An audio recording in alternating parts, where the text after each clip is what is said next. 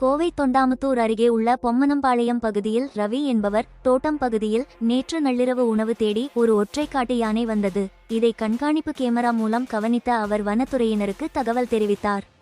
அங்கு வந்த வனத்துறையினர் யானையை வனப்பகுதிக்குள் விரட்டினர். அப்பொழுது சாப்பிட ஒன்றும் கிடைக்காததால் சோகத்தில் நடந்து செல்வது போன்று சென்றது. அதனை காட்சிகள் அங்கு பொருத்தப்பட்டு இருந்த கண்காணிப்பு கேமராவில் பதிவாகி உள்ளது. பின் தொடர்ந்து வந்த வனத்துறையினர் யானை வனப்பகுதிக்குள் சென்றதை கண்காணித்தனர். வனத்துறையினரின் முயற்சியால் எந்தவித சேதமும் ஏற்படாமல் தவிர்க்கப்பட்டது. கடந்த சில தினங்களுக்கு முன்பு யானை வனப்பகுதிக்குள் செல்லும் போது ஒரு யானை கிணற்றில் விழுந்து உயிரிழந்த சம்பவமும் நிகழ்ந்தது குறிப்பிடத்தக்கது. இவ்வாறு அடிக்கடி யானைகள் வருகை காணப்படுவதால் பொதுமக்கள் அச்சத்துடன் உள்ளனர்.